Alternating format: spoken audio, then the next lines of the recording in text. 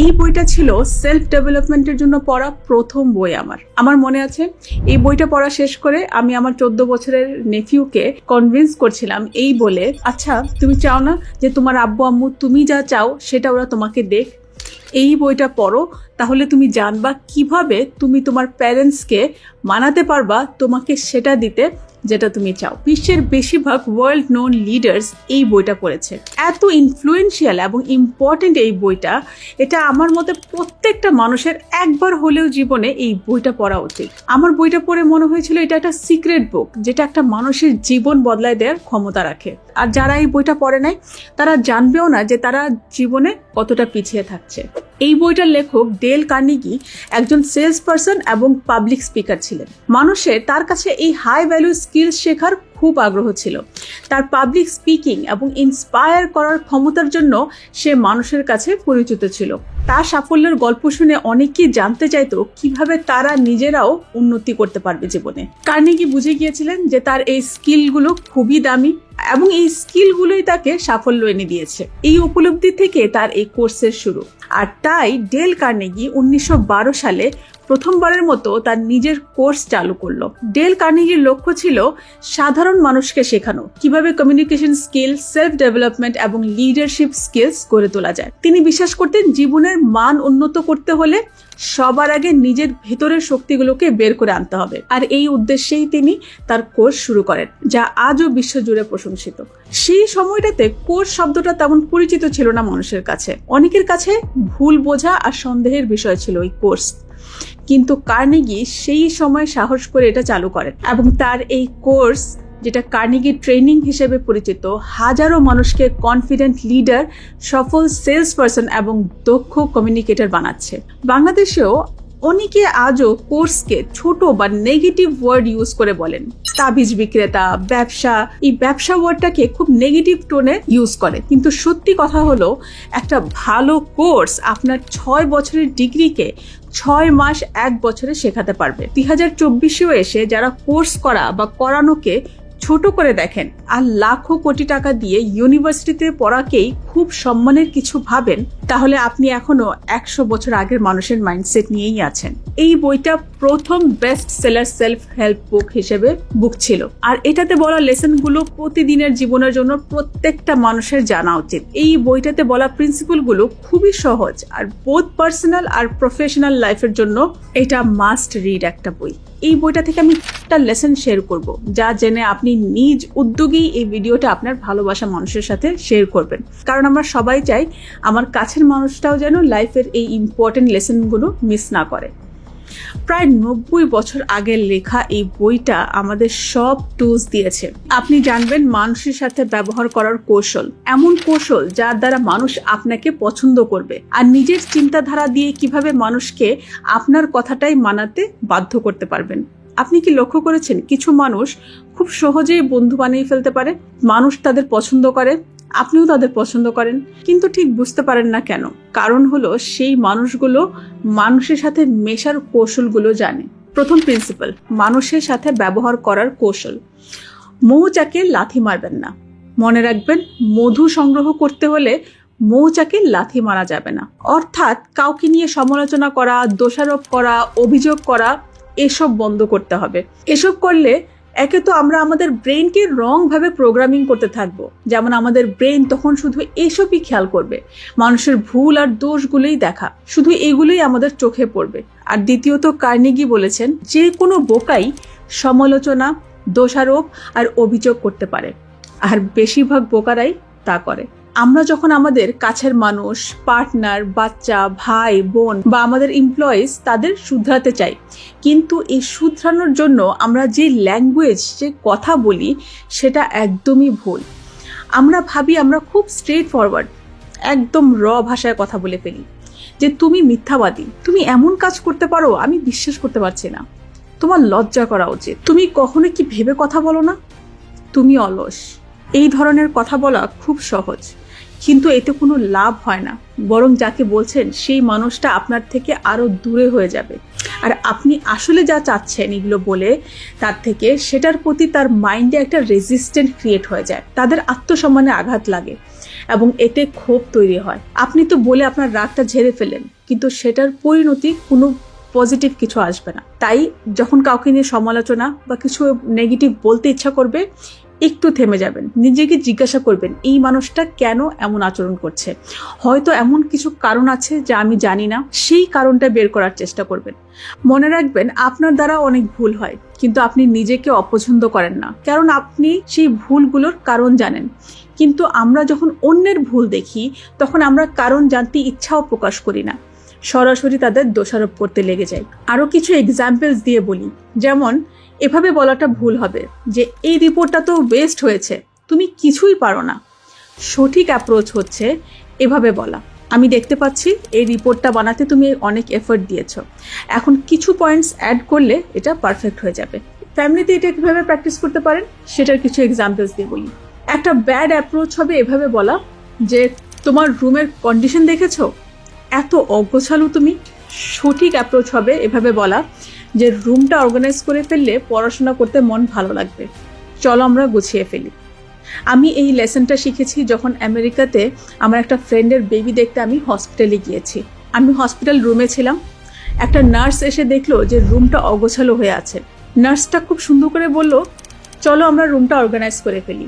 এটা বলে সে রোগীকে চেক করে চলে গেল। আর নার্সের কথা শুনে রুমে যে অ্যাটেন্ডেন্ট ছিল সে অলরেডি গোছানো শুরু করে দিয়েছে। বাট নার্সটা কি করলো, সে কিন্তু আমাদের সাথে অর্গানাইজ করে নাই, বাট মোস্ট পোলাইট ওয়েতে আমাদেরকেই বলে দিল যে রুমটা অগোছালো হয়ে আছে, এটা অর্গানাইজ করে ফেলো। ইংরেজদের আরেকটা কোয়ালিটি যেটা আমার খুবই পছন্দ, ওরা কখনো কাউকে ডিরেক্ট কোনো উপদেশ বা নসিহত দেয় না। ইভেন আপনি যদি তাদের কাছে নসিহত চানও, তার বলার স্টাইলটা এমন হয় যে if I were you I would do that or I wouldn't do that. মানে তোমার জায়গায় আমি হলে আমি এটা এভাবে করতাম, তোমার জায়গায় আমি হলে আমি এটা করতাম না। এই বইটা থেকে পড়া একটা অনেক শিক্ষণীয় ঘটনা বলি। 1863 সালের জুলাই মাসে প্রথম 3 দিন ধরে একটা ভয়ঙ্কর যুদ্ধ হয়েছিল, ব্যাটল অফ গেটিসবার্গ। জুলাই 4 এর রাতে আর্মির জেনারেল রবার্ট ই লি যুদ্ধে হেরে গিয়ে সাউথের দিকে তার আর্মি রিট্রিট করতে শুরু করলো। কিন্তু ওয়েদারটা খুব খারাপ ছিল, মুষলধারে বৃষ্টি হচ্ছিল সেদিন। যখন আর্মি রিভারের কাছে পৌঁছালো, তারা দেখলো যে রিভার ফ্লাড হয়ে ক্রস করা ইম্পসিবল হয়ে গিয়েছে। এরা প্র্যাকটিক্যালি ট্র্যাপ হয়ে গিয়েছিল। প্রেসিডেন্ট লিঙ্কনের কাছে এটা একটা গোল্ডেন অপরচুনিটি মনে হলো।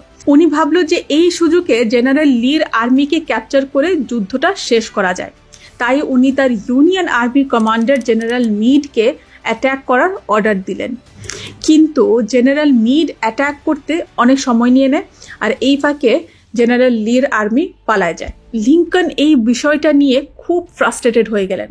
উনি একটা কঠিন ভাষায় চিঠি লিখলেন জেনারেল মিডের উদ্দেশ্যে।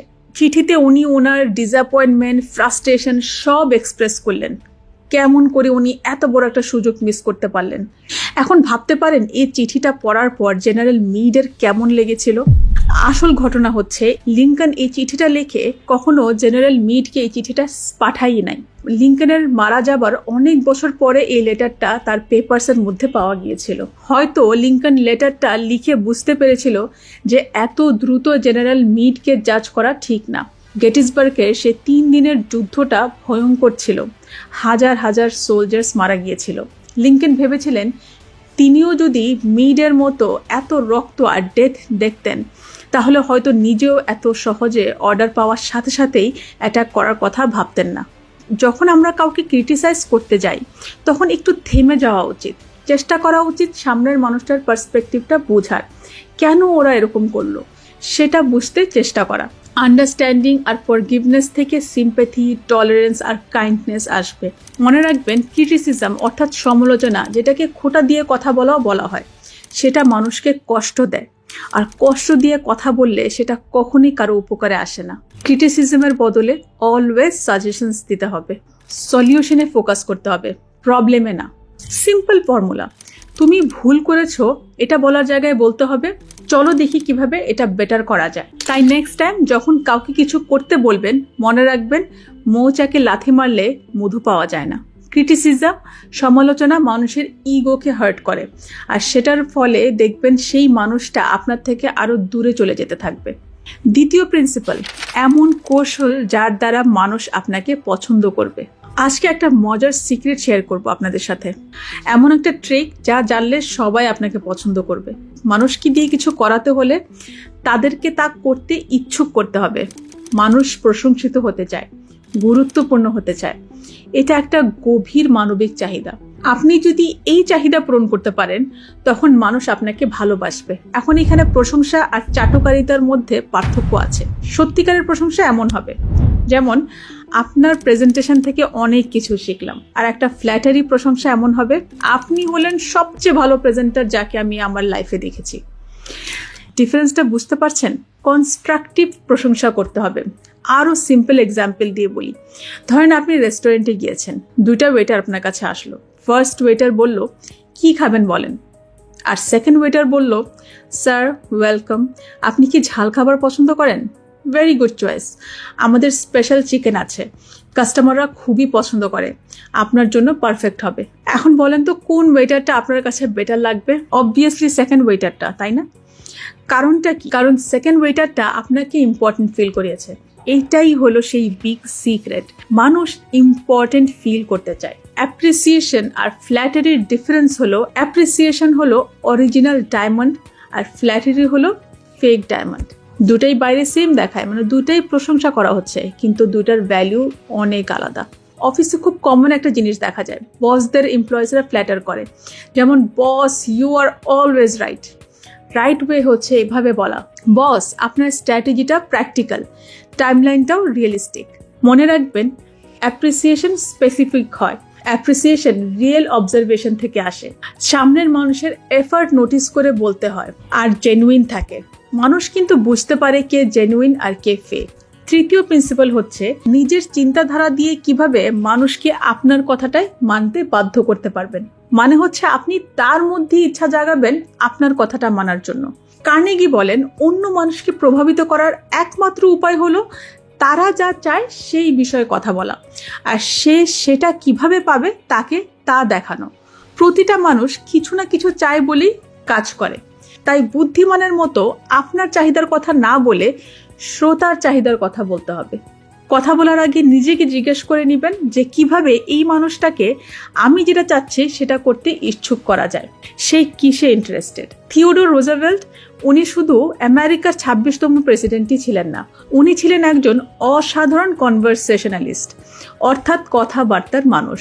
উনার একটা অভ্যাস ছিল, যখনই উনার কোনো অতিথি আসার কথা থাকতো, উনি আগের দিন রাত্রে জেগে থেকে সেই অতিথির পছন্দের বিষয়গুলি নিয়ে পড়তেন। আর এই জন্যই উনি সবার সাথে অনায়াসে কথা বলতে পারতেন। সে যেই হোক না কেন, কোনো ক্লার্ক হোক বা কোনো ছোট পদের লোক হোক বা কোনো রাজনীতিবিদ হোক বা কোনো কূটনীতিবিদ হোক, সবার সাথে উনি তাদের পছন্দের বিষয় নিয়ে কথা বলতেন। আর এটার জন্য তিনি তার আগের দিন রাতে প্রিপেয়ার করে নিতেন। আপনি জানেন, মানুষের মন জয় করার সবচেয়ে সহজ পথ হলো তাদের প্রিয় বিষয় নিয়ে কথা বলা।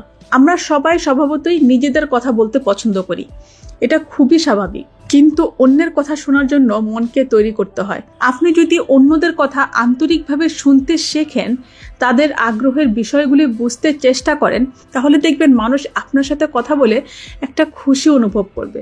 আর এটা হয়তো শুনেছেন যে আপনাকে কে কি বলেছে সেই কথা মনে থাকে না, কিন্তু আপনাকে যে কিছু বলেছে সেই কথা শুনে আপনি কি অনুভব করেছেন, আপনার সেই অনুভূতিটাই শুধু মনে থাকে। মজার ব্যাপার হলো, আপনি কাউকে ইমপ্রেস করার চেষ্টা না করে শুধু তার কথা শুনবেন, তার আগ্রহের বিষয়গুলো নিয়ে কথা বলবেন, তখন দেখবেন আপনি নিজেই হয়ে উঠেছেন সবার কাছে একজন ইন্টারেস্টিং ও প্রিয় মানুষ। মানুষকে বশ করার 5টা উপায় আছে। প্রথম উপায়, সবার কাছে অ্যাকসেপ্টেবল হন।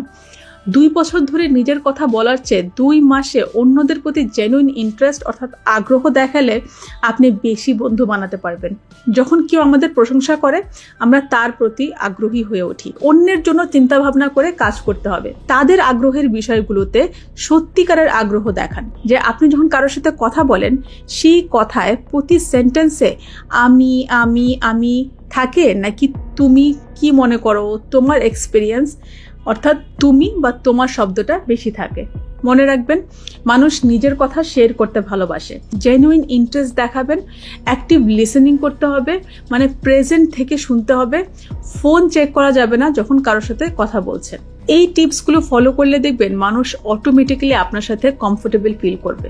আর যেই মানুষ আপনার সাথে কমফোর্টেবল, সে ন্যাচারালি আপনাকে পছন্দ করবে। দ্বিতীয় উপায় হচ্ছে একটা সহজ জিনিস। যখন আমরা কারোর দিকে তাকায় হাসি, তখন আমরা অন্য ব্যক্তিটাকে একটা সহজ কিন্তু শক্তিশালী বার্তা পাঠাই যে আমি আপনাকে স্বাগত জানাই, ইউ আর ওয়েলকাম হিয়ার।